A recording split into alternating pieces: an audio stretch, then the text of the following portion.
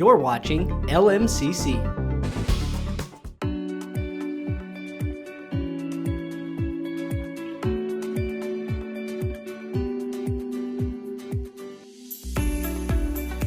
Welcome. My name is Peg DuBoard, and I'm with the League of Women Voters, Lake Minnetonka, Plymouth area. And I'd like to welcome you to the Mayor's Forum and welcome the audience to the Mayor's Forum and the mayors and Dan, who's the mayor's stand-in today. So we're pleased once again to partner with Lake Minnetonka Communication Commission. Tyler and his team will be recording the forum tonight, which will air on the League's website and will be shared with the cities for their communication purposes. Late last year, South Tonka and the Wayzata Plymouth League of Women Voters chapters merged to form the Lake Minnetonka Plymouth Area League. This new league now encompasses all the cities surrounding Lake Minnetonka, with the exception of Minnetonka, who belongs to another league that involves Hopkins and Eden Prairie. We believe that this merger will enhance our capacity to support candidate forums during election periods, as well as strengthen our efforts in voting, democracy, and community initiatives. Now, for those of you who don't know about the League of Women Voters, I'll give you just a little history. The League of Women Voters in Minnesota was formed when the 19th Amendment was enacted, giving women the right to vote. That was in 1919. So for the past 106 years, the League has maintained its nonpartisan status, neither supporting nor opposing political parties or candidates, but focusing on voting and policy issues of critical importance to the public. Today, the League welcomes all genders beginning at the age of 16. We work to increase understanding of major public policy issues and influence public policy through education, advocacy, and reform, with the major goal of encouraging the active and informed participation of citizens in government. So for tonight, we're in for a treat. I always love doing this event because the mayors always have fun, and we have fun doing this presentation. The questions we have received from the community have been organized into categories and consolidated when there were similar questions were submitted. We will be taking questions from the audience. There are note cards to write your questions on and then hand them to one of the League members. We have 90 minutes, so there may not be enough time for all questions. For the mayors, just FYI, for your closing remarks, you'll have 2 to 3 minutes to kind of share your thoughts, but I'd like you to kind of think about what were the major accomplishments for your city for this year, and if you had extra financial resources, like an extra pot of gold, how would you see these being used?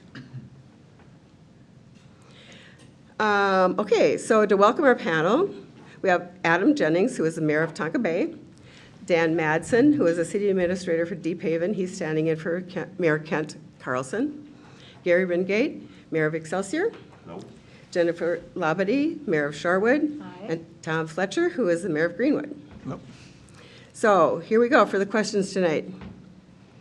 In the current state of federal government flux, the community is wondering how the following might affect our cities. What impact will potential federal funding cuts have on cities, and which areas will be most affected? Anybody have a crystal ball? Well, I'll jump in on this one because we actually are dealing with this from a city perspective already. As some of you may already know, our 2023 project where we are improving our main water line down County Road 19, it's about 2 miles. We replaced that project in its entirety. And we're actually going to be wrapping up the last few pieces of that this upcoming spring.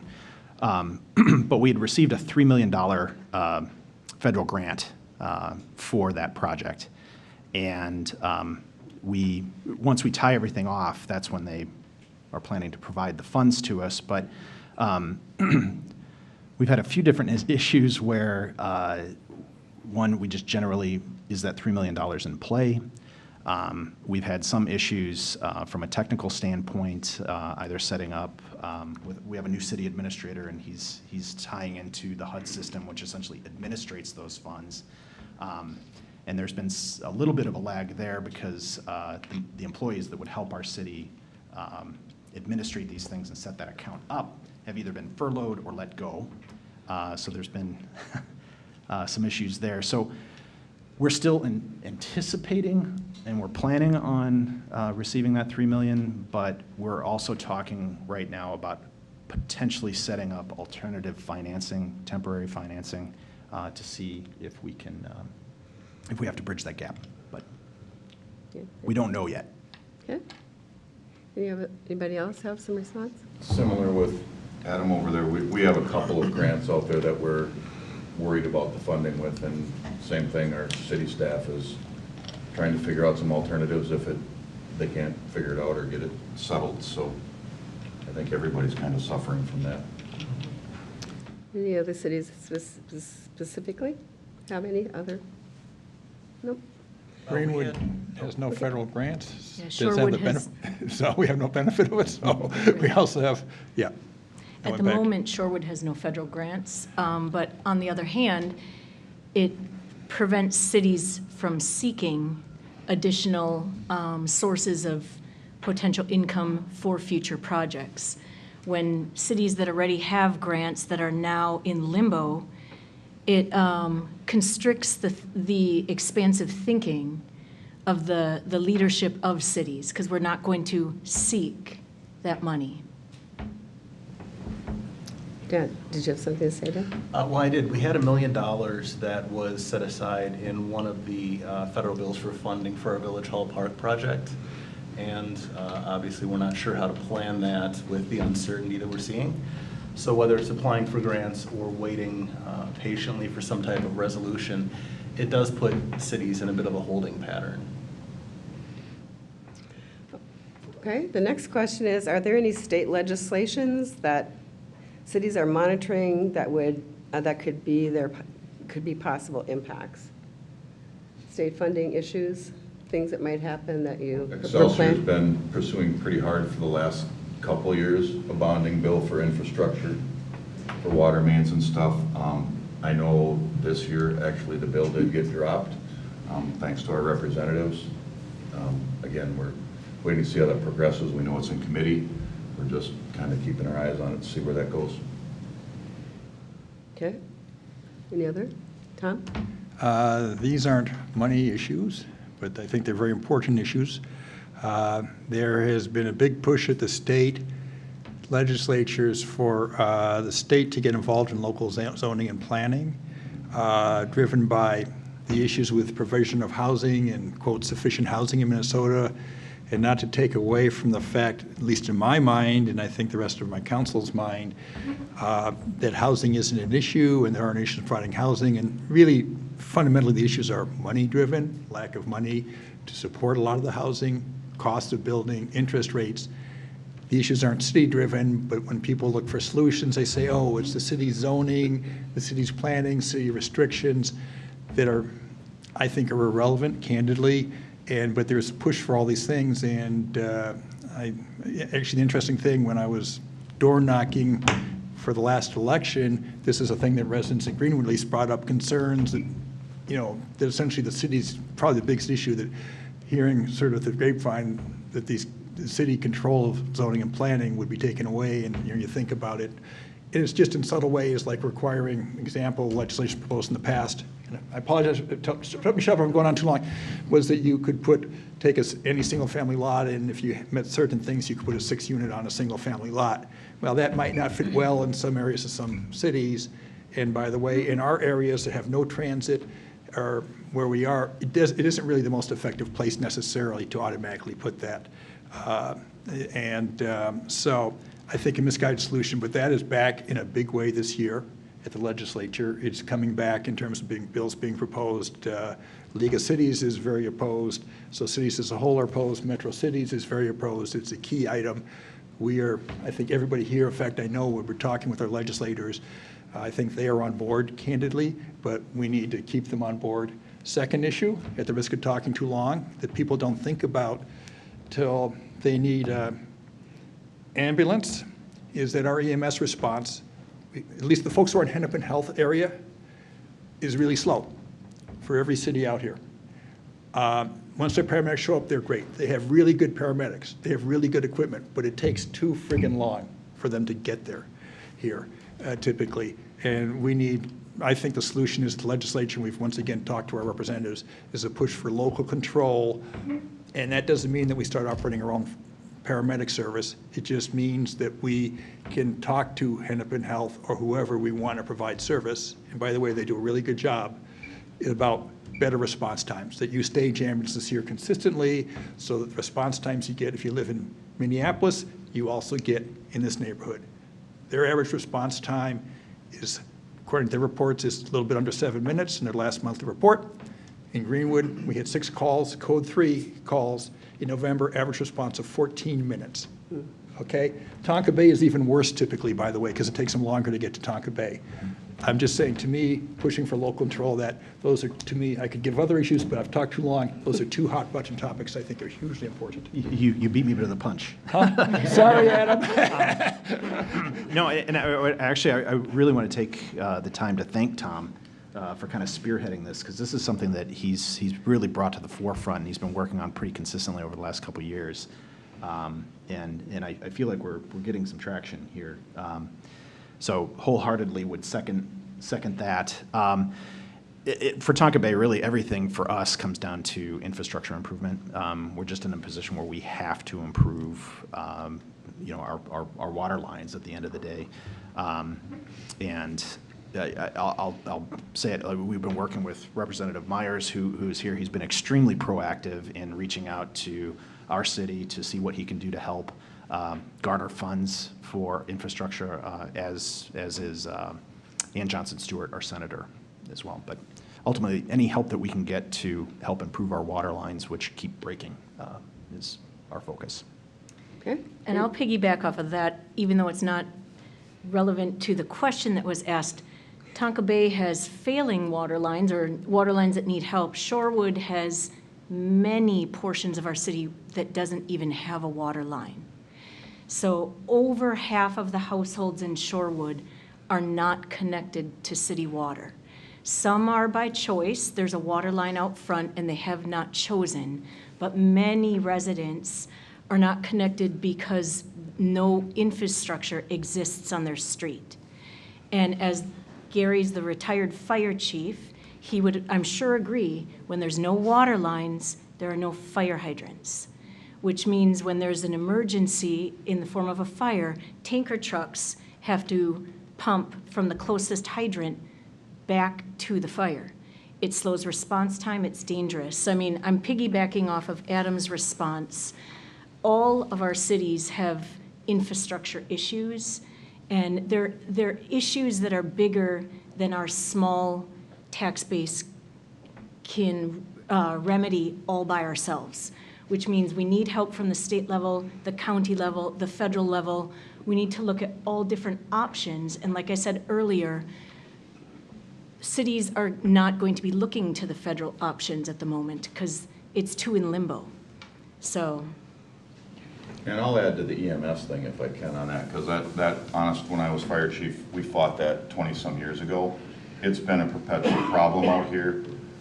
They talk about kind of the topography and all that, and that sure plays into it. But I think after COVID, they had a real change in their methodology about how they deployed their units, and they went back to, because we worked really hard with Deephaven when we started the Station 2 to get ambulance in there, so we had a unit in our area out here, and they've pulled away from that. So Heather Adelson, our rep with the Hennepin County Commissioner, she is working very diligently, and Tom has been in her ear constantly, so she doesn't get many good sleep nights, I think, with Tom around. But they're definitely looking into it, and she's really working on it. So we're trying. We got another meeting coming up where we're trying to hold their feet to the fire. The county is a different animal to work with altogether. So You all have been reading my mind because one of the questions was, do you have any issues with Hennepin County that are an impediment, or with Hennepin County that are great? I don't know if anybody's got anything great, but our new commissioner is definitely, I think, a blessing. I think she's really thoughtful out here. She really cares about us, and it's just a matter of us making sure that we get her the information so she can try to go to task with that and carry forward with our visions. Well, and I would say too, Commissioner Edelson recently hosted a meeting that included all of the cities in her district. And in the room, she had the county administrator with us, and felt like we made some really good forward motion at that particular meeting. She's very open to our ideas, really grabbed the bull by the horns on that one. But where was I headed with this? Anyway, she really has been a blessing, so. Well, that's a positive. Yeah. He actually, it was pretty interesting to watch the dynamic between them, because you could tell there was definitely some concern on his part that these were things that had never been brought to him before, and he was definitely like, why is this going on? Tell me why, I need results. We've got some ideas, I can Yep. get the money, you let me know what the count is. And I did it again, doggone it, I thought I had it, but it doesn't work. Okay, that's great. Got it. Okay, so the next question is, do you have any updates on current or planned development? Greenwood, Excelsior, oh, go ahead, Tom. Greenwood, I have no idea what's happening to the old log. Okay. Is it still in limbo? Still in limbo as far as I know. Yeah. Okay. I'm gonna say Excelsior does not have a parking problem anymore. We have a parking garage. Yeah. So that's, we are going to have a ribbon cutting on, pardon me 1 second, I believe it's the 5th. But yes, we're gonna have a ribbon cutting for that event on the 4th, sorry, March 4th. The other thing, I believe sometime in April, we'll be hearing about moving forward with a project on the Pizza Hut lot.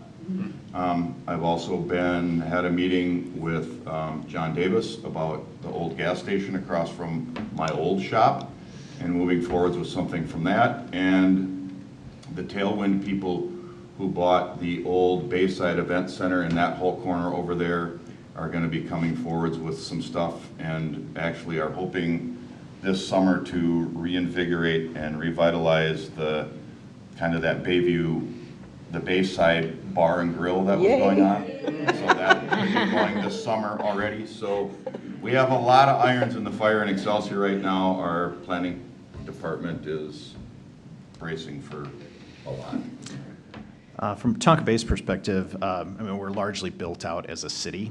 But one thing that our staff has been working diligently for the past 6 to 8 months to do code review for us. We actually had our first meeting to kind of sit down and start going through it as a council, essentially just piece by piece. Tonka Bay's code,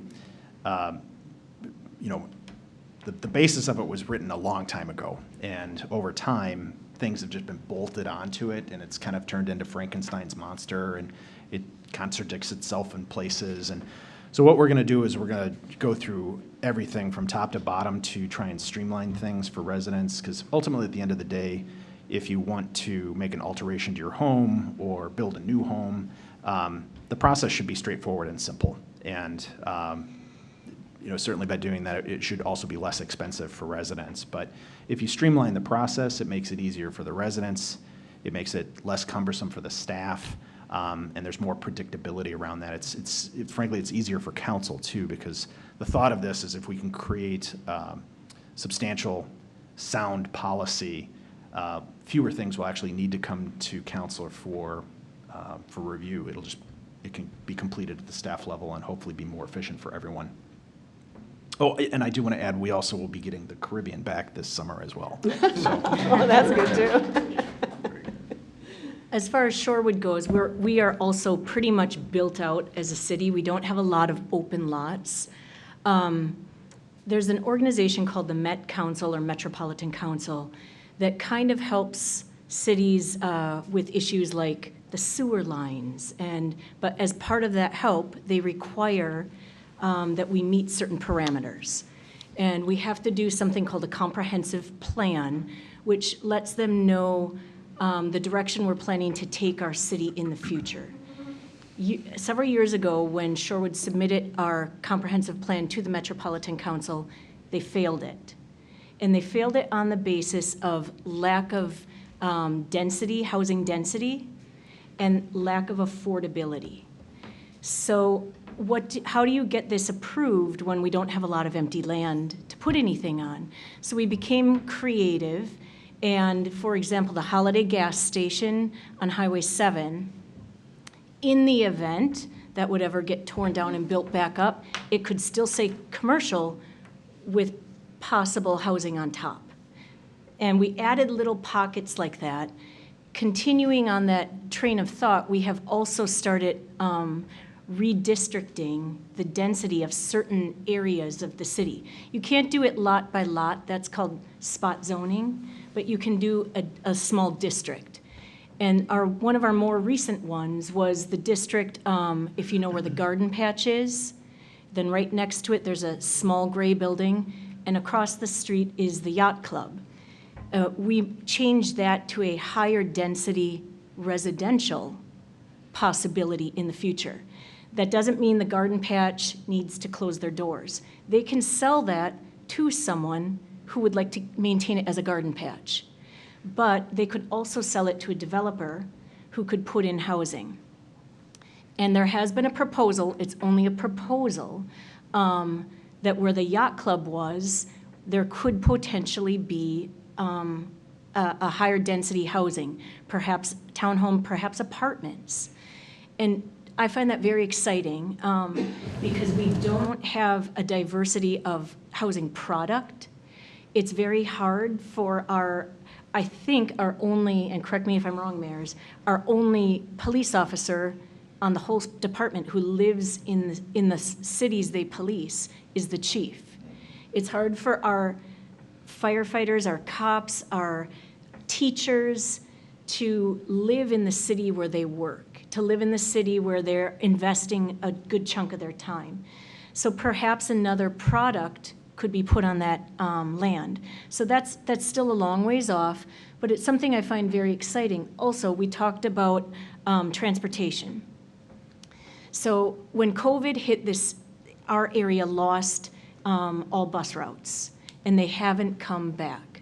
So that parcel by the yacht club would be perfect because the trail is right there, which means they don't have to cross Highway 7, they don't have to cross Smithtown Road, and these individuals could walk or bike into Excelsior, which we call our downtown too, we all do, where there's a bank, there's a post office, there's a library, there's a grocery store, things that we don't have in our city. So that's a possibility for the future.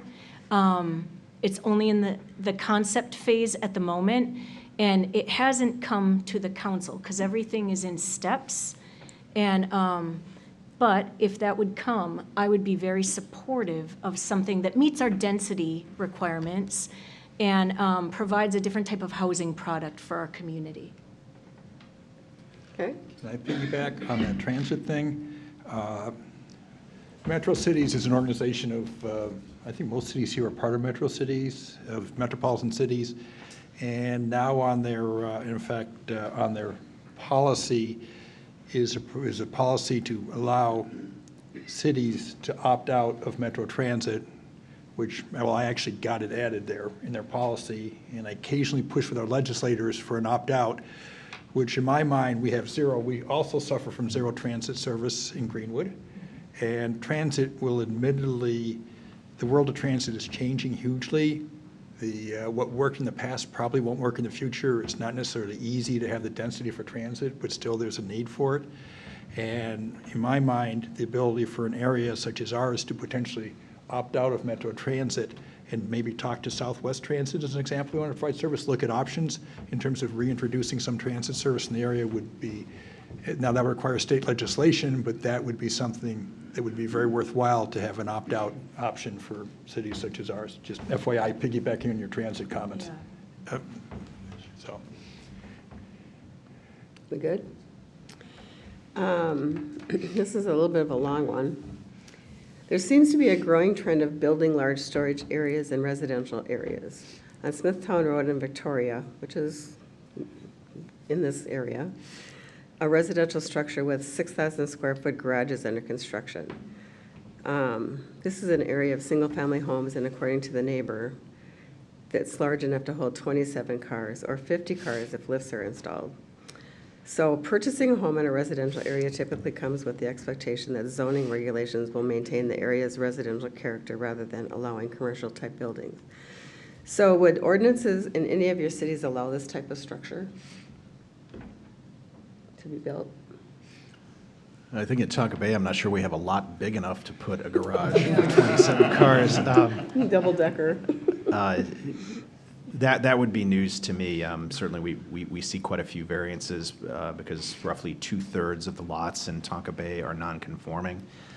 So that puts residents in a position where even if they just want to build a prototypical home, the lot is small enough that they're automatically they're required to get a variance in order to build. But I don't anticipate Tonka Bay would want to have storage facilities in our residential areas, no. Okay. Not as a permitted use, probably as a variance, but I think we get into that conversation about what kind of communities do we want to have, how do we want to review variances, how do we reflect the character and nature of our cities and then maintain that standard. So it gets complicated, but to the point of your question, not as a permitted use, no. Again, just like kind of Adam, I don't think we have any lots that big in Excelsior. We went through a couple of years ago with doing a lot of ordinances reviews because we were getting the McMansions built on a lot of our properties. So we did a lot of rezoning, a lot of kind of, as Mayor Labadie said, some redistricting of stuff, and have made it so, yeah, I mean, something like that's not going to get built in Excelsior. And, you know, we always have the HPC if you really want to put leverage on somebody and make them not want to build, so. Yeah. I don't think that would pass in Shorewood either. But the housing bill that Mayor Fletcher raised earlier, last year when it was at the state level, it was nicknamed the missing middle housing bill. It was not passed, but had that passed, it would have taken local control away from all of us. Where, like Mayor Fletcher said, if a certain lot size sold, they could put up whatever, basically, a sixplex, an eightplex, whatever. And that proposed bill that thankfully didn't pass also took away the ability of neighbors to participate in a public hearing. So I don't think that type of structure would pass in Shorewood. We don't have the land for that. But also, I think as long as we retain local control, that neighbors have the ability to speak out, that's a huge component. Because the residents need to have a say in how they want their neighborhood to be. Of course, zoning and things like that apply, but you can't just shut out resident input, so. Yeah, admittedly, I don't have our zoning code memorized, but I really, as I think through it, I just don't see that somebody could build something like that in Greenwood. I mean, maybe the mayor of Deephaven would sell his marina and office building in Greenwood to a developer, but I don't think he's going to do that to build a storage facility. I don't think that's happening, right? So that's kind of the mayor of Deephaven is probably the biggest taxpayer in Greenwood with his property. So, and it's a small world. I just don't see options for somebody to do that. Okay, great, thanks. So I haven't kept up with this, but what's the status of the Highway 7 corridor project? Well, we just talked about that at our meeting on Monday night, and if anyone wants to come up later and look at these after the meeting, I do have a couple charts here. So, as you know, the Highway 7 corridor, that is a state highway. That is a MnDOT-controlled highway. So the most the cities could do would be close their access onto Highway 7 or say no right turn, no left turn onto 7. And all that's going to do for most of our cities is push that traffic to another intersection, which is also probably an uncontrolled intersection. So it really kind of ties our hands. We need MnDOT to make improvements. You may remember a few years ago, MnDOT had like a interactive website where people could click on intersections that they were concerned about and log their comments. Shorewood's intersections logged over 1,200 comments, and we don't even have 8,000 residents. So this is a huge issue for all of our communities, and now they have another study that they're doing, and they're at the step now of evaluating design options. So what does that mean? They're looking at, could a roundabout go somewhere? Could a stoplight go somewhere? Things that go into those kind of decisions, there's many factors, such as how much right-of-way do they have at that intersection? If MnDOT doesn't have as much at this one, it becomes a very expensive property acquisition for MnDOT versus if they have a lot of property in the right-of-way at the next intersection. They'll start looking at traffic counts again. So they're at the stage of evaluating the design options by pulling the information they've already gotten, talking to the engineers, and then they're going to identify funding and project implementation. What does this mean? We're still looking at a couple years, guys. And I know that's crazy. And I've tried to be as big of a champion and advocate for this as I can. But the most really that the city leaders can do is go to our state legislature, our state senator, and to the Senate, testify in front of the Senate Transportation Committee, testify in front of the House Committee, which we've done, and beg them for money. And then hopefully MnDOT can keep kicking it into gear. We did receive $250,000 as a corridor coalition, and that is for the mayors and the engineers to kind of form a unified voice. If each of our little cities goes to MnDOT individually, we lose strength. If we go and say, here's 10 mayors and we represent 30 miles and we need help, we have a much stronger voice. So that funding allows us to start these meetings, which we've only had 3. One of them, we included the chiefs of that whole corridor of police and fire. We included the superintendents of that corridor because we're talking numerous school districts. And it just got the mayors talking amongst ourselves and really realizing we're not in a battle against each other. We all want improved safety. So all we can keep doing is keep plugging away. And it's been a real lesson for me. I really thought I could fix this like in the first year being mayor. And it's a slow process. So that's kind of where we're at. I'll leave these 2 handouts up here if anyone would like to look at them later. They're also on the Shorewood City website. Can I make a comment?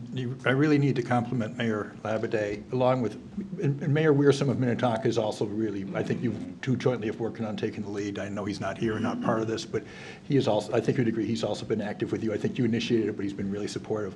I'd really like to compliment you on taking the lead on this important issue. Thank you. Okay, just so you know. And then, can I just add a slightly personal story? Is that okay? To highlight this? We all know there was a fatality at Christmas Lake Road and it's Highway 7. And what was that, August or September? Yeah. And in early November, I was heading on Christmas Lake Road and making a left turn to head east on Highway 7.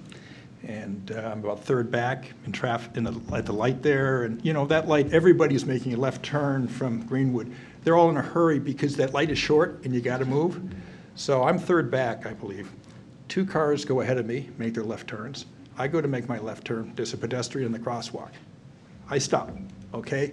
I get rear-ended, real solid.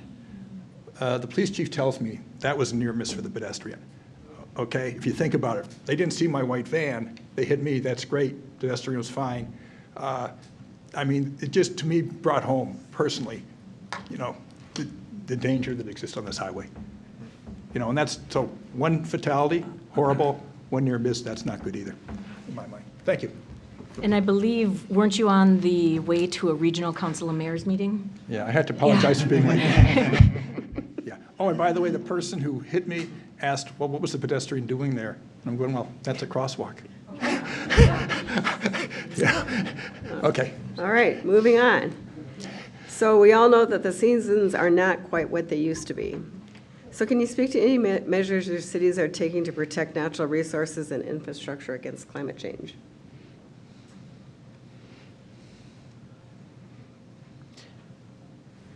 I'll jump in. It's tough for a city of 1,500 people to make large, lasting change, but we do what we can. And I would say there's two things. One of these I think I brought up last year too, but as we continue to improve our roads, we've started to introduce curb and gutter, which is a newer concept for Tonka Bay. It makes the roads not only more structurally sound and they'll last longer, but it helps us to manage the stormwater more effectively so that it doesn't go into the lake and hopefully helps with habitat. The other thing that we've done as a city, and this was a policy change that we made a number of years ago in an effort to reduce our I&I charges with the Met Council. Anytime a home is sold within Tonka Bay, as part of the closing process, you're required to go in and monitor your, essentially it's not stormwater drainage, it's the wastewater, thank you, from your home to the city connection. And if there's a deficiency that's found, we have rules in place that needs to be taken care of before the house can close and then change hands.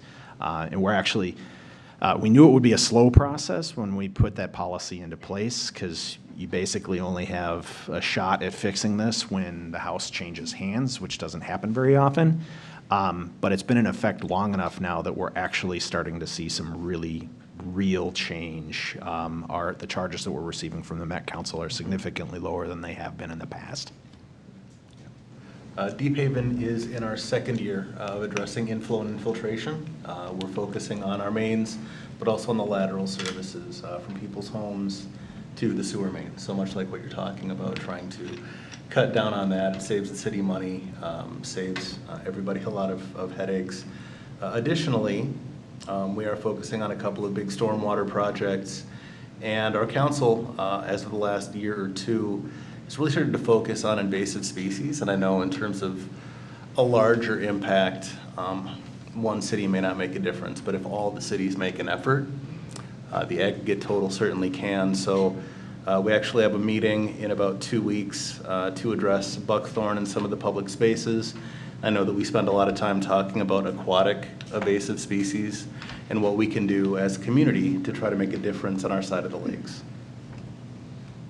Excelsior has really been quite proactive in the green space part of it, I think. With a lot of our pocket parks, we're going to be working on our pocket park policy later on this year.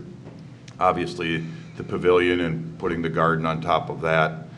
So a lot of ours has been more with, like I say, more of the green space and trying to enhance that and reduce our heat island or whatever we want to call it by trying to fill in green space wherever we can within the urban area. So that's been primarily our focus, I think. Shorewood's done a number of different things, and probably everything we've done has involved a huge amount of controversy.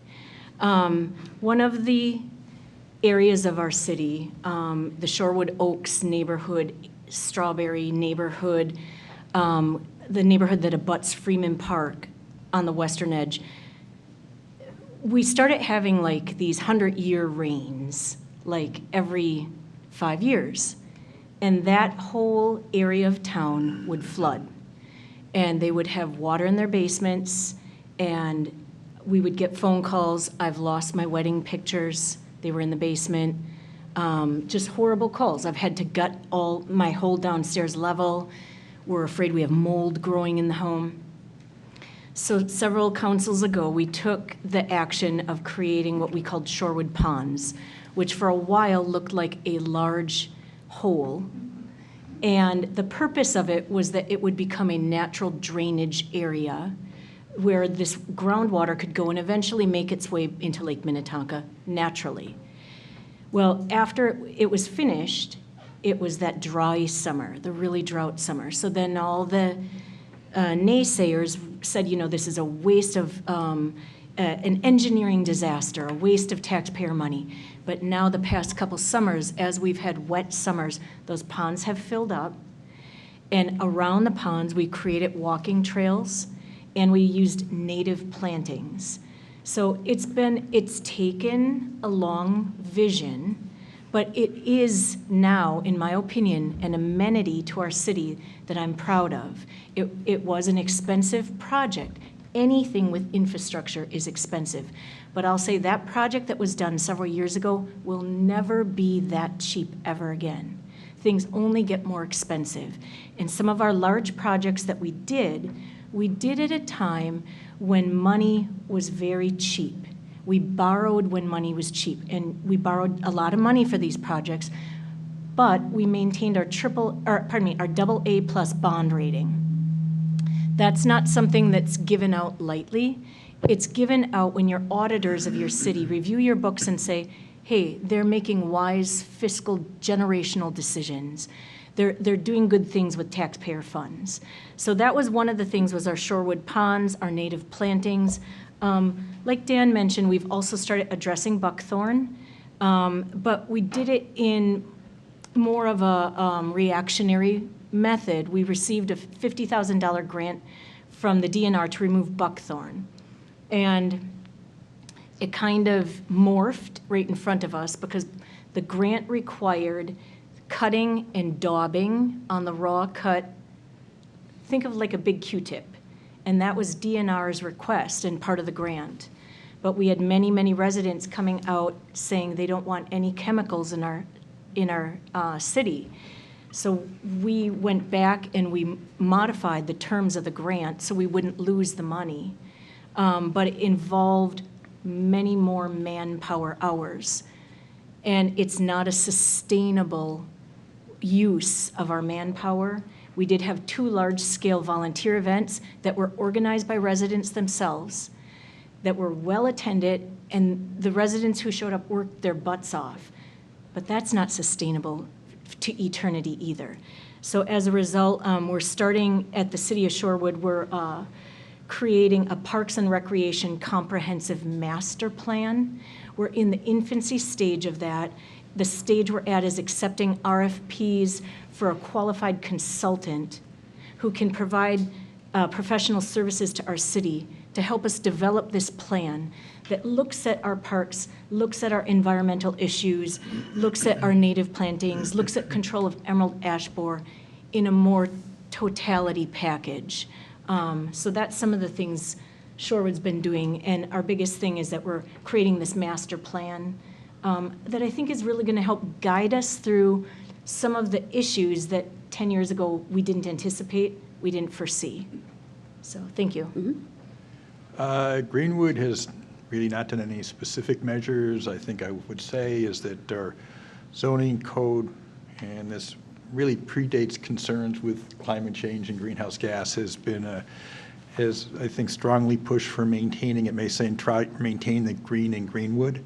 Some people, for example, ask why a deck that is on the ground that has slats is still counted as hardcover. Well, that deck doesn't look like grass or plantings, so we don't, even if you can get water through the deck quote, we still count it as hardcover as an example. And I think the whole push is to keep a balance in the landscape, and that when you're building your house, that maybe you don't appreciate the fact that there's some restrictions on what you can build, but once you're living in Greenwood, you actually appreciate the restrictions on what your neighbors can build, if that kind of makes sense. And the hard reality is, based on the property values, I don't think that what we've done is hurt the value of properties in Greenwood. It's been an impediment to people wanting to live in our city. I mean, obviously we're on the lake, that doesn't hurt either, close, whether you're on the lake or close to the lake, but still, regardless. Are any of the cities contemplating using like solar panels or anything to do electrical things? Well, this building that you're in, the Shorewood Community and Event Center, is located in Shorewood. And the building itself, the fund that funds this building is not sustaining itself. Years ago, councils took the approach that this was an amenity to the city, and just like parks. Parks the amount of maintenance you put into a park, even if you're charging small amount of user fees to ball clubs, and it's not covering the maintenance of the park. That's an amenity the city's providing to their residents. Councils ago looked at this more of an amenity. Councils change. When councils change, philosophies can change, and our current council is looking at this more as an expenditure. So we just talked about this building and possible revisions, possible alterations we could make, possible changes of use, and one of the discussions was possible solar panels. So that's about as far as Shorewood has gotten a possible thought towards that direction. Okay. I mean, with a lot of the commons development, there's really been no discussion with that, for any of that down there either, so I don't know if there will be. Do you have residents that have solar panels? Yes. I think we have a few, yes. Well, I know we have one, for sure. Well, I don't remember the exact year, but, so I've been doing this for 8 years, and it was early on in my tenure. Tonka Bay did take a look at solar as an option for houses, and we did pass something so that houses have the capability of installing it if they so choose. But at the same time that we did that, we also had our city engineer complete a study to see how much sunlight Tonka Bay receives. So we're oftentimes referred to as Tonka Bay Woods. So there's opportunity for solar, but if you don't get sunlight because of all the trees that are around your house, it doesn't do you much good. So but anything we can do, we're up for it. Okay. Here's a question about kind of infrastructure. The question is, where are we at with fiber for internet?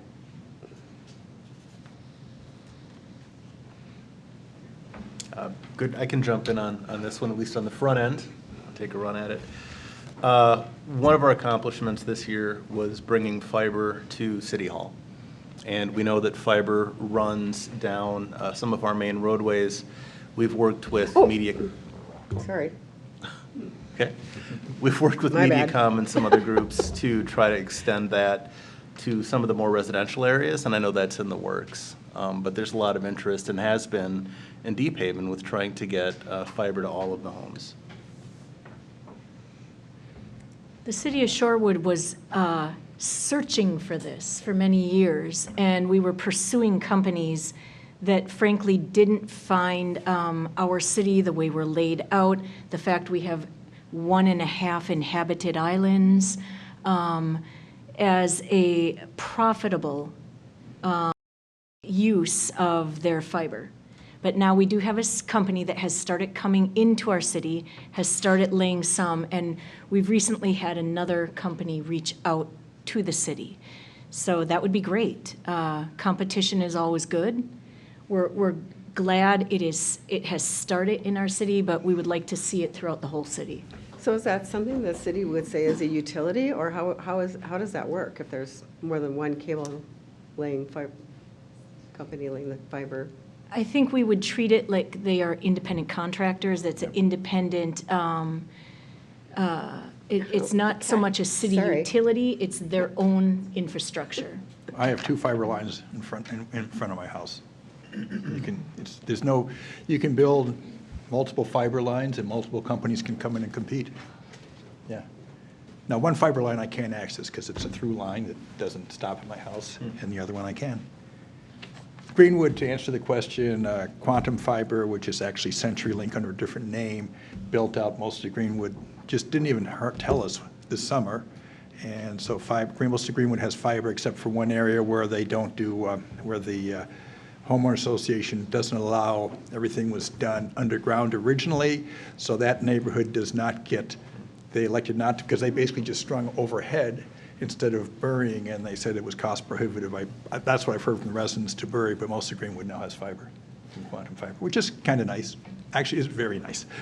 Well, and I don't know exactly how this is going to flesh out with regards to the HOAs in Tonka Bay, but Just recently, Mediacom did reach out to Tonka Bay and is interested in setting up a franchise agreement to provide fiber to the entire city. I believe Excelsior has got Quantum the same time you guys were, so. Very possibly. Yeah, I was just dealing with the calls when their folks were not cleaning up or a couple things. The end result was good, I think, but there's always something when you have, yeah. Their restoration work was not the best, if I remember correctly, by.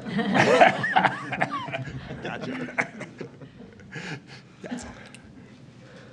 There's a question about composting. What percentage of households in your cities compost? Any idea? No idea. We did have residents who reached out and had interest in composting. And as a city, what we did was we set up a central repository at City Hall so that in the event that someone wanted to compost and take their refuse to that location, they can. But I don't know the numbers behind it. I don't know how many people are utilizing it. Okay. Anybody Yeah. else have any input? I think there was a change last year in how we could compost through garbage companies, and it wound up being Excelsior. We've had to go to basically a one-site collection. You can't get it picked up in front of your house any longer. Oh, So we've had to, those people that had those cans can't do it. I think it had a little bit more to do with the economics of it and what they wanted to charge, and it wasn't really feasible for us to have residents have those cans. It just was better for the city to kind of assume that role. okay. I don't know the exact number of the people composting in Shorewood. I'm looking back at Eric Wilson, our recycling coordinator. Eric has been a huge asset to our community. He's educated the community about recycling, about composting, and he partnered with the Minnetonka High School Vantage program, their sustainability strand. And they created a 3-minute video that's a commercial about, you can't put that in here, and a hand comes up out of the can, and it was Frightening. It's great that it was cute. It's great that we're getting the youth in our community involved in this concept, aware of this concept. Shorewood has 2 drop-off compost sites where residents can take their compost to that site. But there are locks. It becomes a bit cumbersome when you're wearing mittens or gloves.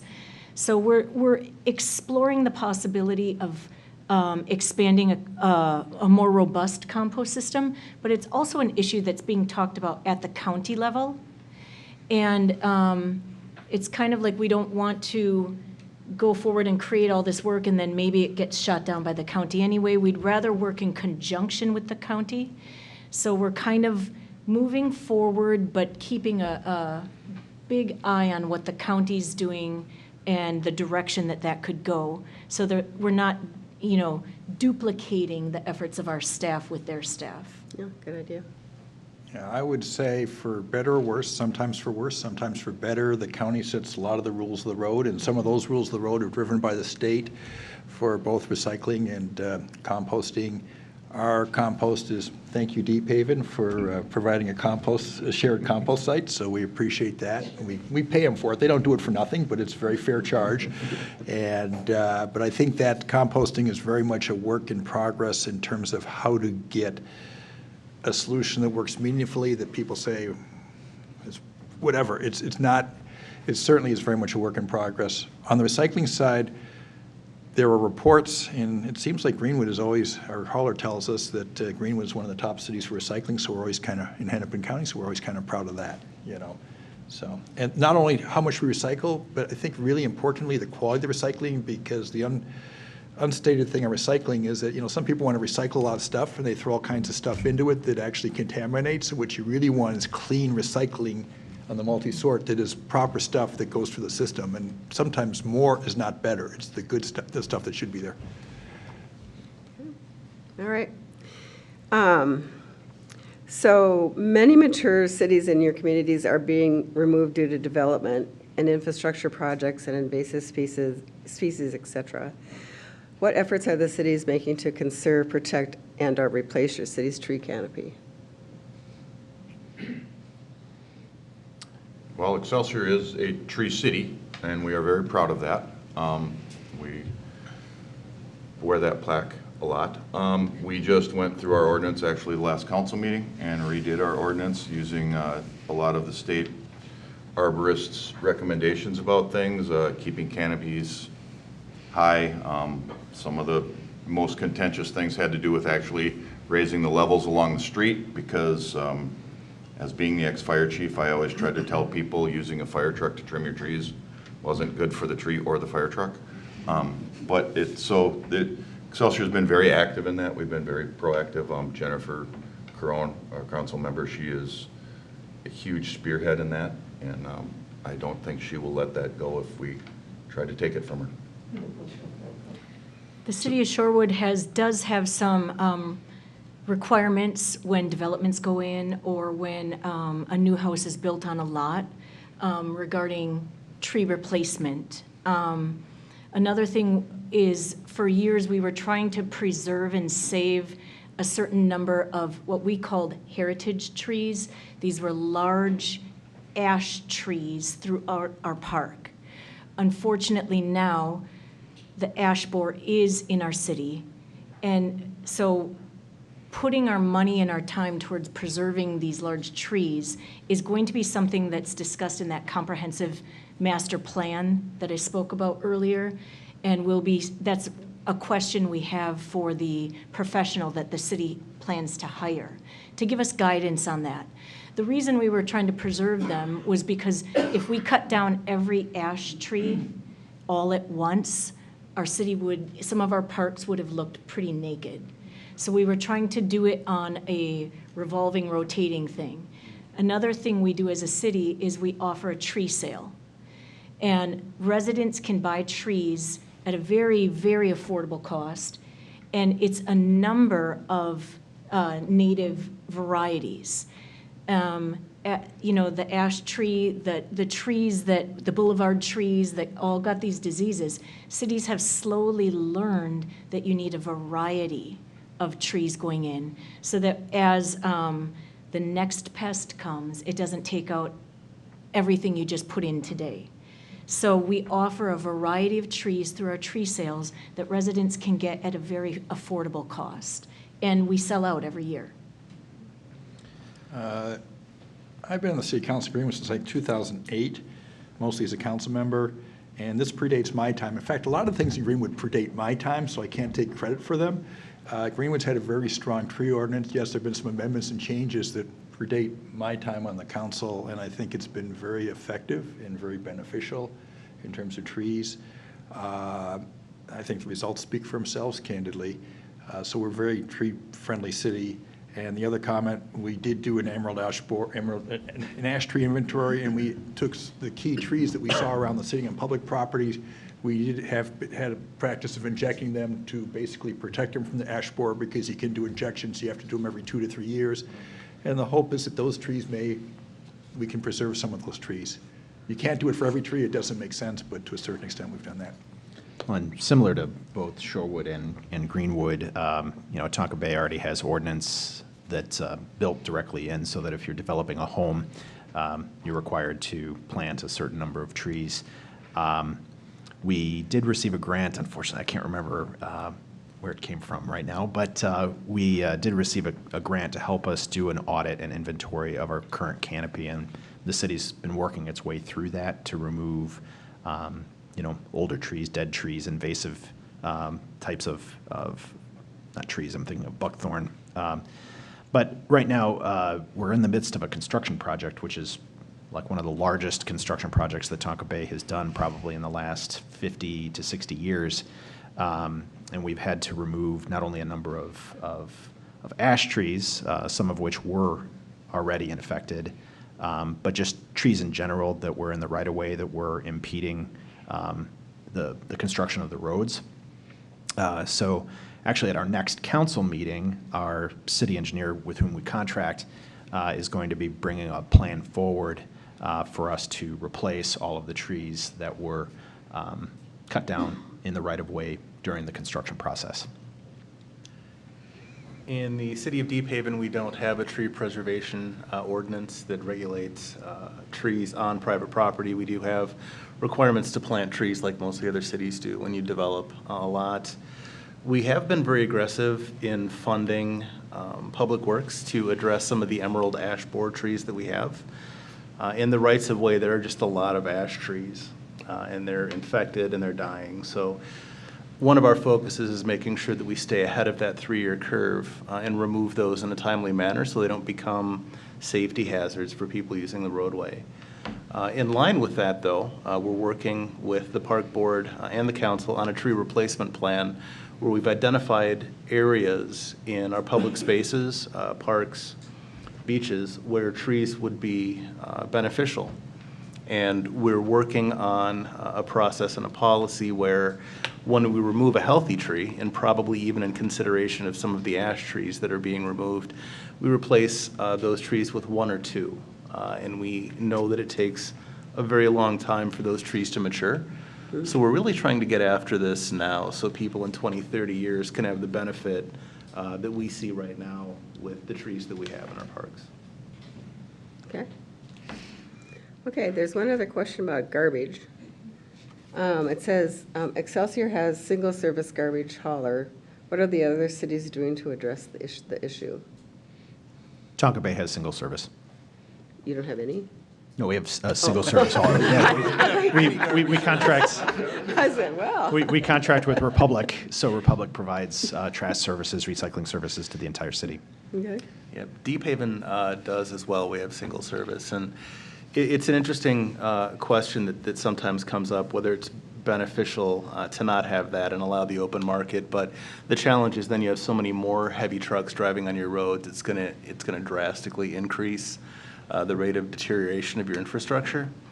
Also, there's some argument that by using that single source, we're driving down prices for the residents by the economy of scale. Okay. So we are single source, as you mentioned. I think to your choice, the trucks going down the road and also the 5 days a week, there could be garbage cans versus right now you only have to see them once just for that optics part of it. Okay. Oh, you want me to go next? Yeah. Well, you're next in line. Okay. I'm going to be a bit. Okay. Yeah, so, yeah. For recycling, everybody else, we're single Republic. By the way, they really increased their charges this year. It was unbelievable. And by the way, everybody's seeing on the residential bills, but your recycling bills went up big time in Greenwood, and I apologize for that, but we had no control over that. They were the only bid that we could get, and I personally solicited multiple bids. If you're a Greenwood resident, we tried. And for the hauling, the trash, whoever wants to come in fact, we'd love to have a few more come into Greenwood to haul trash since get a little more competition and prices down, but we do require smaller trucks. So the whole idea is that our trucks are smaller, the damage to the roads is less from the smaller trucks. We require smaller trucks. And now, It's challenging in the neighborhoods too to get big trucks through some of your twisty, turny roads that are around the lake, so I'm yeah, assuming. they could get the bigger trucks on the road, but the damage would be major. And yeah, and by the way, we're 1 day a week. Thursday's our day, so it's not spread out over multiple days. The haulers all agreed to go with such as they are. But Mayor Labaday, you're going to take 10 minutes. Ooh, baby. These are fighting words in Shorewood. So I've been the mayor now 5 years, and I was on council before that. I've been involved with the city, over a decade, 12 years, and we can discuss the budget that's for the whole year, everything we're going to do, and maybe one person comes. We have the truth and taxation hearing. Maybe one person comes. But garbage, we will have 3 topics: garbage, chickens, and snowmobile lanes that access Lake Minnetonka. We will have standing room only. And what I support one unified hauler for our city. It makes sense environmentally. It makes sense infrastructure-wise. It makes sense that the city has the ability to annually review the contract, and if the hauler knows they're getting all 3,000 plus households or none, they're gonna give you a really good price.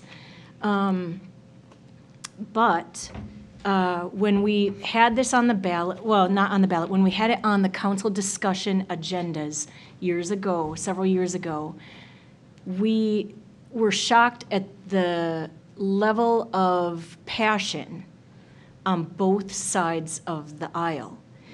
And we conducted a survey, which is tricky. What questions do you ask? How are they worded? Are they biased? Who do you send them to? What time of the day do you send them? Like, surveys make me go crazy now. And we abided by the results of the survey, which more than a majority of the residents said they wanted their freedom of choice. And it was very frustrating. Our council has 5 people. Something can pass with a 3-2. And councils have changed over. We have former Councilwoman Laura Hotvet, we have former Councilmember Paula Collies, and they understand the frustration I feel because they are like-minded. But not only that, you guys, like Vine Hill Road up by Red Savoy's Pizza, the median is the division between Shorewood and Minnetonka. So the west side, we have our garbage trucks, and Minnetonka has their garbage trucks. 62nd Street, kind of past Cathcart Park, that's Victoria. They have their garbage trucks on a different day than our garbage trucks, which we've got multiple haulers. So I would love to have unified garbage. And I hope my current council is ready to tackle this, because it literally gave us PTSD. There's also a large garbage hauling lobby group that started peppering our residents, our council, with literature, showing up at our meetings. Cameras were coming. I mean, it was just over garbage, or chickens. And I'm ready to take it on again. I hope the rest of our council is. If nothing else, I'd say we put it on a ballot and let the residents decide. In Shorewood, this is fighting words because it's going against the way it's always been done. We've always chosen our own garbage hauler. And then we have new residents coming in saying, what do you mean I have 6 garbage trucks on my street? And so many of our battles are how it's always been versus how we would like it to be today. And garbage is one of those battles. Wow. Yeah. That's why I let you go first, Tom. So I don't even know if I should ask this question, but we'll see how it goes. So what's the current opinion on merging some of the lakes around the cities to become one, or merging utilities and facilities to help cut administrative costs? I know you do that in some things, like the police and various kinds of things, so have at it, people. City of Deephaven provides administrative services and police services to the City of Woodland. We provide public works services to the City of Greenwood. I think that all of us are in at least one, maybe multiple joint power agreements to share services. I think that's the way of the future for smaller cities. I don't think it's sustainable for any small city to be able to provide all of the necessary services and amenities that our residents want. So I think by doing that, we stay viable and we can focus and specialize and provide higher levels of service for our neighbors and support each other. I would second that. I mean, certainly as part of South Lake, we all share fire and police. Not Deephaven from a police perspective, you have your own police department, but that's certainly helpful, and I think the level of service that we receive from our first responders is significantly better because we do join forces and we have kind of top-notch facilities and just assets that can help us in a time of need.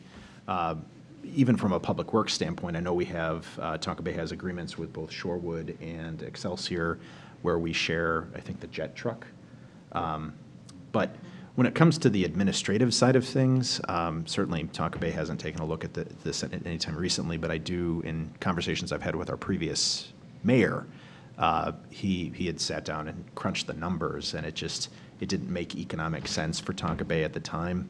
Certainly things could change, but right now I feel like there are so many other priorities and things that we need to think about from a city perspective that this hasn't been something that's been on our radar. I think Mayor Jennings hit on a good point when he said the previous mayor. The joint services only work as well as the cooperation of the current councils. And we are in one of the oldest, if not the oldest, joint powers agreement for our police in the whole state of Minnesota. It works well. But there were times before I became mayor when I was the alternate for the coordinating committee of the police department, and I attended those meetings, and it didn't work as well. And the current group, we work well together. We have a meeting of the minds. But you can't guarantee that will always be the case, and that's when things start to fall apart. For example, this building used to be owned by many of the cities. And when it came time to do repairs, there was no meeting of the minds, and it resulted in litigation between the cities. Now Shorewood owns the building. So I've seen it both ways. Services can be combined very successfully when the governing bodies are in alignment. But services can fall apart and become even more costly when the governing body disagrees with each other. So we have 1.5 inhabited islands. We contract with Mound Fire for our islands, because by the time Excelsior Fire would make it over there, it's a long time. And Mound Fire is currently negotiating a joint powers agreement with some of their neighboring cities. And I do agree with Dan, this is the route a lot of the smaller cities need to go to sustain their services at the most competitive and highest level for their residents. However, I'm always a little cautious because I've seen it blow up. We have trails that one city plows to the city line and it stops. But I do think partnerships can be a really great thing. And I would continue advocating for that. Like Mayor Jennings said, we have pieces of equipment that we own jointly. That makes a lot of sense. We have certain times that our service providers or our employees may help the other city. That makes sense. So I think it's got to be on a case-by-case basis of what service we're talking about merging, but I'm not opposed to it. I think everybody kind of should know where I stand, since I was the fire chief that created the joint powers for the fire department. So shared services, and to Mayor Labady's point, her and I have had many conversations about what can we do to help our cities and try and reduce some costs and that stuff. And it does, as Adam said, there turns into sometimes it's just not all that beneficial. I mean, I can go back to say, back when I was fire chief, literally Excelsior and Shorewood looked at merging the public works departments, and it came close until we found out they're in 2 separate unions, and that ended that right now. And so there's a lot of other hurdles besides us 5 all getting along that come into play that sometimes you just don't think about until you get there. Like I say, I feel bad for Greenwood because unfortunately I think you have to get help from everybody, but Nothing wrong with that. But with that, I mean, I like I say, Mayor Lappy and I have talked a lot. I know Deephaven and I have talked a bunch about some different things that we can share, because it's going to be in the economics of all this and us trying to keep all of your tax base as low as we possibly can. We're well aware of it. It's just, does it fundamentally work or not for what we're trying to do? So just before this mayor's forum, we were all invited to and we attended the push-in of a new fire truck. That is a ceremony where the men and women who are the current firefighters literally pushed the truck into the fire station and it joined the fleet. after it had been blessed by the priest, after the priest gave a prayer for their safety. It was very emotional. And the chief gave a speech. And he said, you know, this fire truck, when we bought it, what was it, 2022? Just arrived now. And it cost $825,000 when we purchased it. Last year, we purchased the identical truck. Exactly the same. Exactly the same, 1.25 million. And if we needed to purchase that exact truck this year, it's going to be even more. Like I said earlier, nothing will ever be as cheap as it was when you did it. Whether that's purchasing equipment, doing infrastructure, whatever. And, you know, those are huge expenses for our little cities, that if we didn't have joint powers, we would not be able to get that piece of equipment that saves lives in our communities. So, yeah. From Greenwood's end, over the years, I've never really heard of grounds. I mean, it's kind of like everybody looks at Greenwood, 700 people and quarter square mile or whatever it is, and goes, man, why even exist, I suppose. But I've never heard a groundswell of Greenwood residents wanting to not have a Greenwood. And candidly, from an administrative standpoint, we actually probably have the lowest administrative costs of any of the cities, believe it or not. And and it works really well. We're in a JPA for the Excelsior Fire District. We're in a JPA for South Lake. Deephaven, we're really happy that you came back and took over our public works again for us. So we love having Deephaven take care of our public works, so that's great cooperation. We meet at Deephaven City Hall, and Excelsior is kind enough to be our city clerk and our city counter, and then Minnetonka takes care of our permitting, and it confuses the daylights out of everybody else. But it kind of, you know, it kind of works, and I just go that, hey, if residents are happy fundamentally and it's working, what's the problem you're trying to solve? So until I hear a groundswell from residents that they don't want there to be a Greenwood, I guess we're just going to keep having a Greenwood, in my opinion. Something that is funny is one of my first days when I went into our storage facility where we store all our records that we have to keep, I see the mayor of Greenwood in there digging through files. Oh boy, what did I get myself into? Yeah, small town, you do what you got to do. There you go. Well, it's kind of come to that time where we're done with the questions, but it's your turn to sort of present us with your closing remarks. So if you remember, I asked you to kind of think about the accomplishments for your city for the past year, and then if you had a pot of gold, what would you do with it? So Adam? All right, thank you. So wanted to say thank you, Peg, for helping to arrange this, and to the league. I'd also like to thank, I believe we've got Senator Ann Johnson Stewart, who's here. We've got Representative Andrew Myers. He was here. I don't know if he's still here. He's still here. Is it? I could see you earlier. There was a straight line, but I can't see you right now. Anyway, and I believe we also have Representative Acomb here as well. So, gotcha. So thank you for coming. Yeah, you know, 2024 in review for Tonka Bay, we did a number of things. We made substantial completion on the 2 miles of the main water line that we needed to repair. And to put this in perspective, we had 14 water main breaks in 2019. They're unexpected. Our valve system was antiquated, so in some cases we'd have to shut down the whole city. And it would happen unexpectedly. It happened to me once while I was in the shower. So just not a great thing. It's inconvenient. It does create a safety issue as well because your fire hydrants are out. We have a significantly older population in Tonka Bay as well. So just not a great thing, something we really need to concentrate on.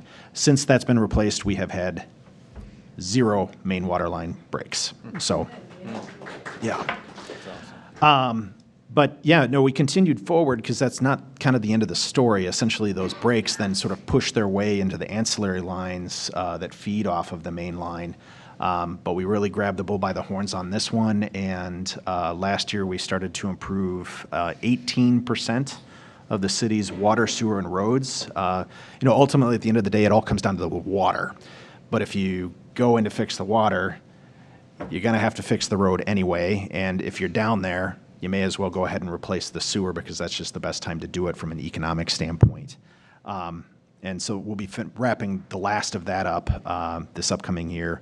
It'll include looped systems and updated valve shutoffs so that in the event that there are breaks in the future, we'll be able to localize it significantly better. And it all around should be better for the neighbors as a whole and the community. As I mentioned before, we're in the process of reviewing our code. That was something that, at least from a council perspective, we kicked off yesterday. We're anticipating being able to open that up for public hearings and the community is at large for comment and input probably later summer. We just finished up, or we're finishing up our fishing pier. So that's going to be done actually this spring. Probably the 5,000 cubic foot elephant in the room for Tonka Bay is the pile of dirt out in front of City Hall right now, which I'll circle back around on real quickly.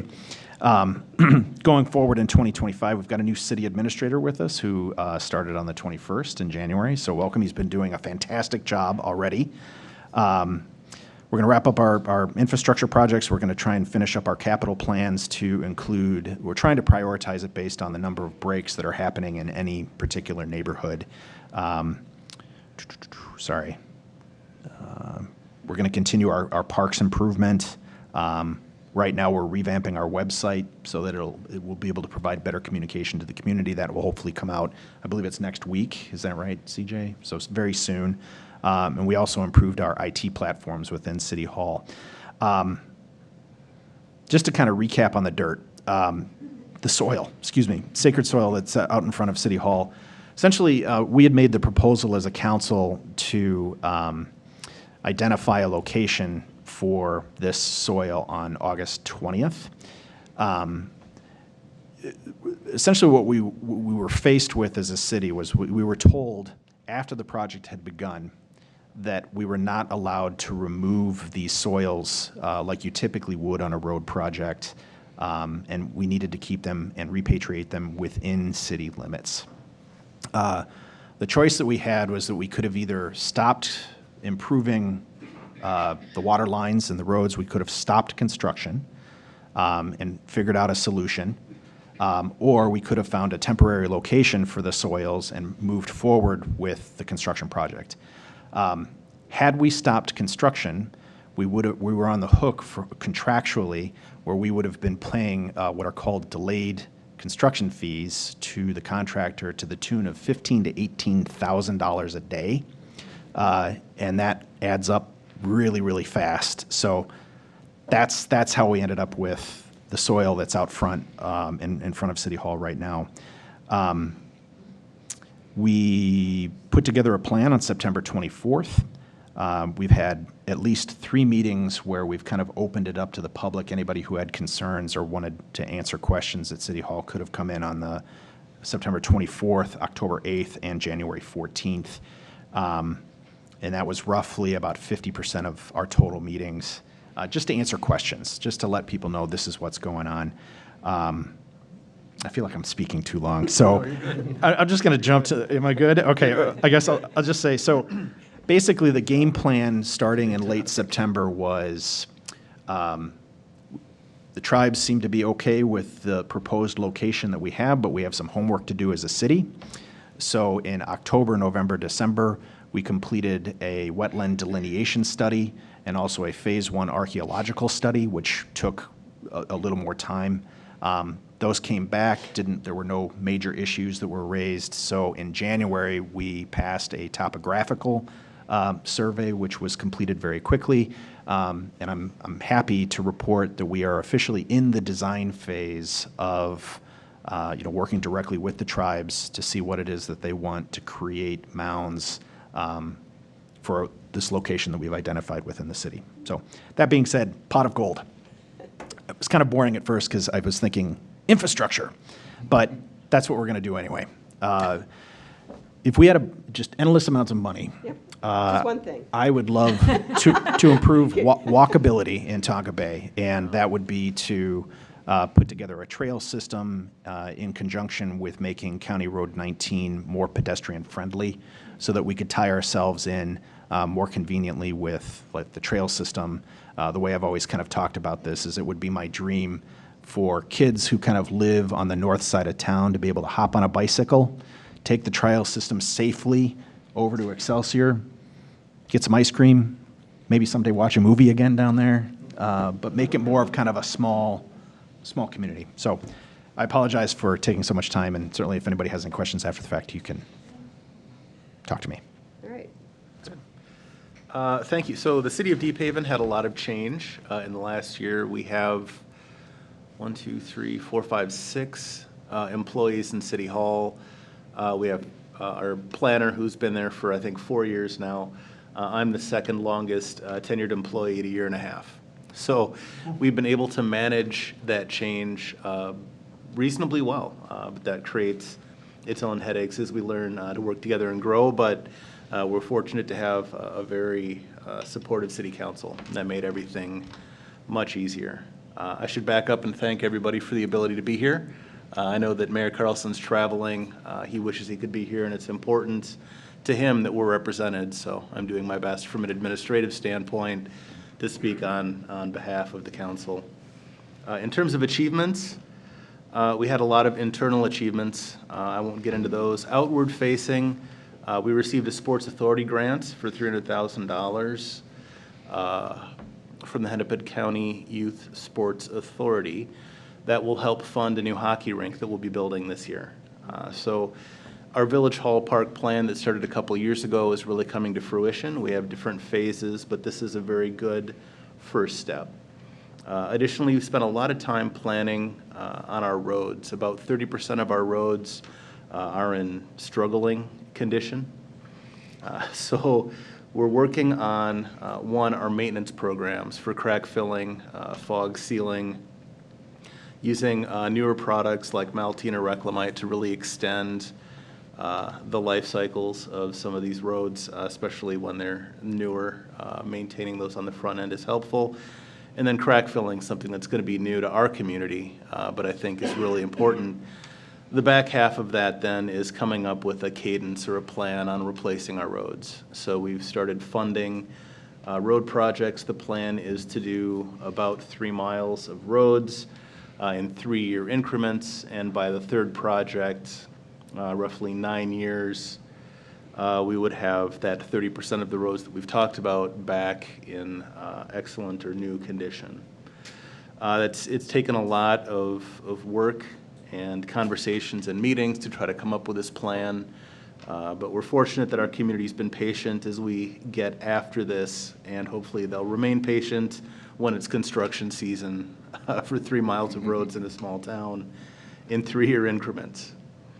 A pot of gold, it's not going to be exciting. If it were up to me, I would reinvest in our infrastructure. I think if we could fund some of these projects now, it would save a lot of time and money in the future. So really making sure that we have systems and plans in place to afford these infrastructure and park improvements, in planning and doing it in a way where we won't over-escalate the impact on property taxes or spike our taxes by a lack of planning. So we're really trying to be proactive but still aggressive in setting up these plans and doing it in the most fiscally responsible way possible. First, I'll start off, Peg, thank you and the league for having us. You're welcome. Secondly, I really want to thank these 4 people in these 4 cities. Being the new kid on the block, they've been very welcoming.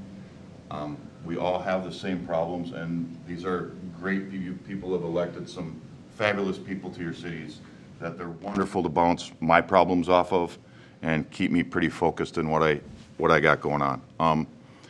Our city, as I said, we've got a lot of developed. The city, if everything goes through, is going to look very different this time next year. And so as hopefully we have a theater, hopefully we have a lot of things. We have our park, the Commons project with, that referendum passed. There's some things that our senator is working on because there was a little bit of a issue in how the referendum was written, and we're working on correcting that. But other than that, that should be going forth and moving along. We had, it's been meetings after meetings.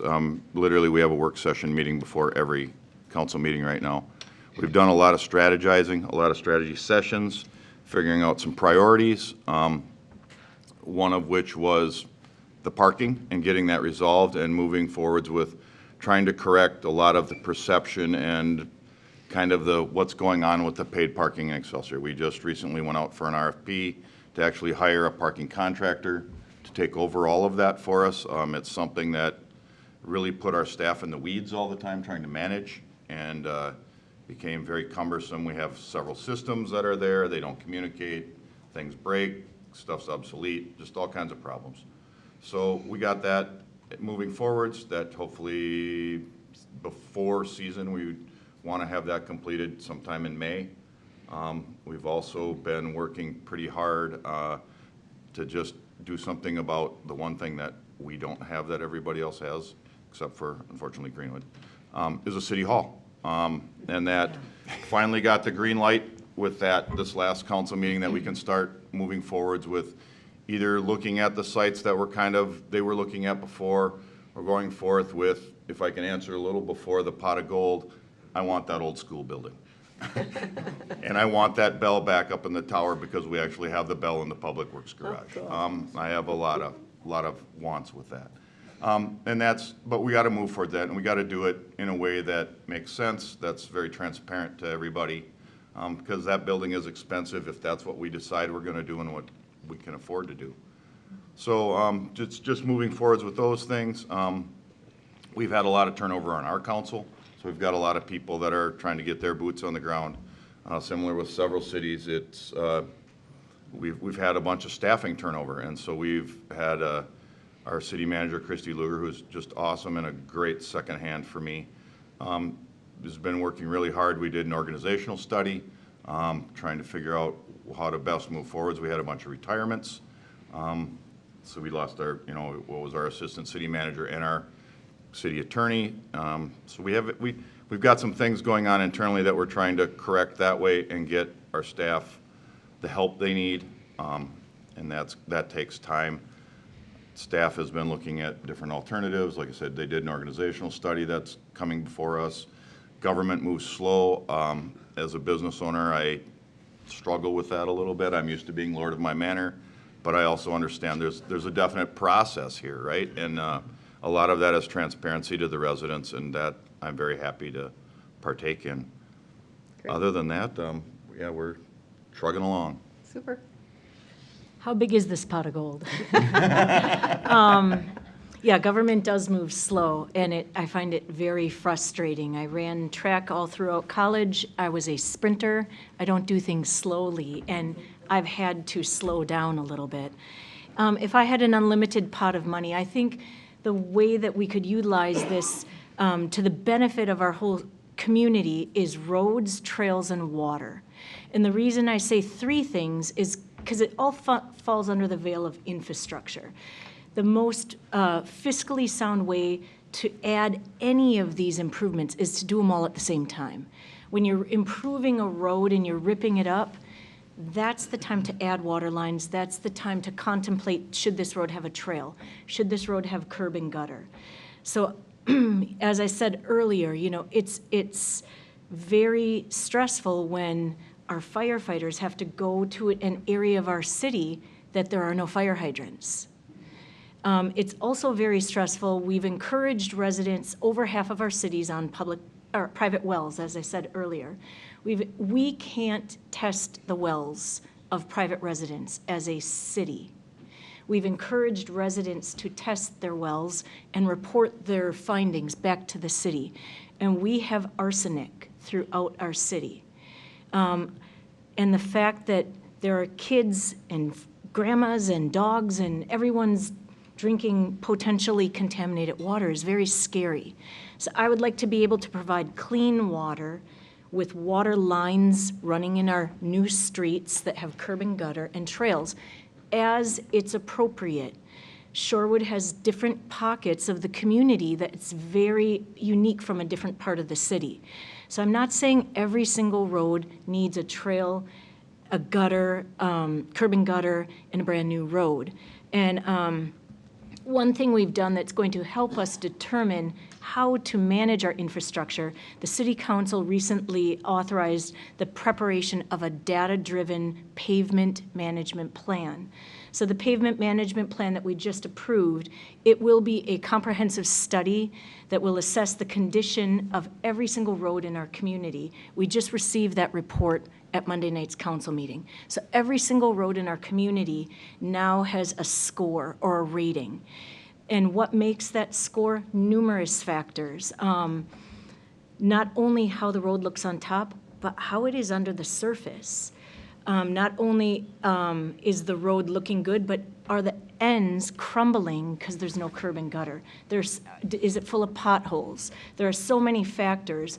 But this pavement management plan is going to allow the City Council to prioritize the maintenance and the replacement of roads in a fiscally sound manner, or to provide rehabilitation or mill and overlays to our existing roads if the plan says, you know, this road's got another 15 years of life or 20 years of life, then maybe that road doesn't need a complete reconstruction. So this plan is going to help us prioritize repairs, extend the life of existing roads, and also hopefully avoid emergency repairs, which really become expensive as the water main breaks we've heard of. So by implementing the pavement management plan, the city is going to have more efficient budgeting tools and resource allocation. And I would take that pot of gold, put it right into this pavement management plan, look at every road in our community, and do what our SCORE and our public works director and engineer says is necessary for each individual road. I just heard that Shorewood's going to have the streets paved with gold. I've asked how big is that pot of gold, you know? Okay, Tom? I'm the only one standing between you and going home, so I'll try and make it. So first of all, pot of gold, and then I'll get to accomplishments. Greenwood Park, tennis, pickleball court, well, potentially pickleball court, play area, improvements to park, number one. Then we have a sidewalk trail along Minnetonka Boulevard. Part of it should be separated from Minnetonka Boulevard a bit, and then the whole thing's probably need to work. That I don't ever see a pot of gold coming in the near future, but that would be number two. I'm kind of hopeful on the park that we can actually do it. That would be clearly number one. After that, we get a pot of gold. Candidly, I'd prefer to give the money back to the residents, and reduce our taxes. That would be number three. Okay, may sound nuts, but after that, at least thinking off the cuff, the question right now. Maybe I'll think of 5 more things tomorrow.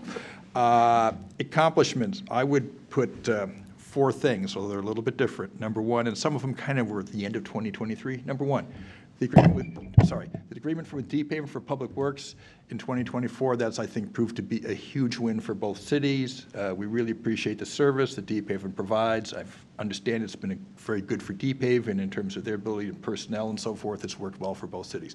So I think that's clearly a win. Number 2 win, we had a council member, Bill Cook, who was a great council member, resigned last year, and then Deb Kind resigned as mayor, which put me in the spot.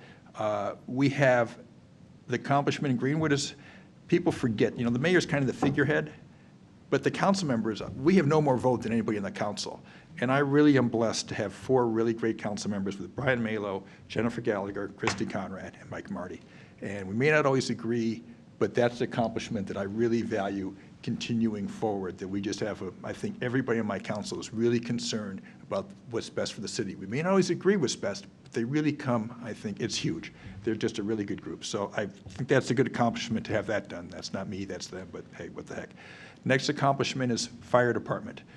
We haven't talked about the fire department much, but we have which is unusual for paid-on-call fire department. We have a department that responds very quickly. Typical response time is from time of call till they show up is under 7 minutes. They do a great job. They have great people. They're motivated. And you know what? We're fully staffed, which is, if you read about fire departments in Minnesota, being fully staffed is really unusual. At the push-in ceremony tonight, the fire chief, who used to be with Excelsior, Mike Highland up in Long Lake, told me about the fact that Excelsior is considered to be the kind of the gold standard. I mean, I didn't say it, he did. To have that in a fire department and have, I think it's a testimony to the fire department leadership, whatever. The board doesn't, the people who run it don't, the board and the cities don't create that. But the fact that we have such good, and our people are really showing up. Okay, we've got firefighters showing up. I think that's an accomplishment. You don't appreciate it till you need them, but that's an accomplishment to have the fire department from a personnel standpoint. Great. Lastly, police department. Nobody's talked about this, but Chief Tholen is retiring. After a few years, he's been a fantastic chief. He announced his retirement yesterday. He announced that he's retiring in 3 months. He's giving us plenty of notice. We have an outstanding police department. That is an accomplishment. And by the way, this is shared with all the, well, police, sorry, Dan, you don't get our police department, but everybody else. This is huge. We have great officers. We have motivated officers. Chief Tholen has done a huge job of having, motivated officers who want to go do police work, do their job, do it the right way. We have a really good team. That's a huge testament to him, but that's also a huge testament to our officers. Maybe you don't realize it till you need them, but you know what? I think that's an accomplishment too.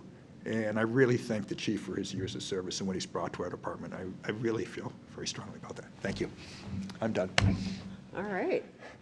Well, as usual, this has been a fun night.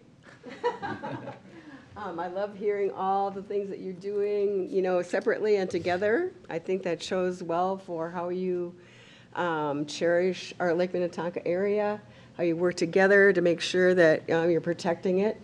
And I personally appreciate that. I'd like to thank the audience. Thank you for coming. Thank you for the questions that you offered. To Tyler and his crew for recording it. It'll be on our website, as well as the cities will have copies of the recording so they can do with it what they would like. And so on behalf of the League of Women Voters of the Lake Minnetonka Plymouth area, I appreciate your coming. Thanks. Have a good night.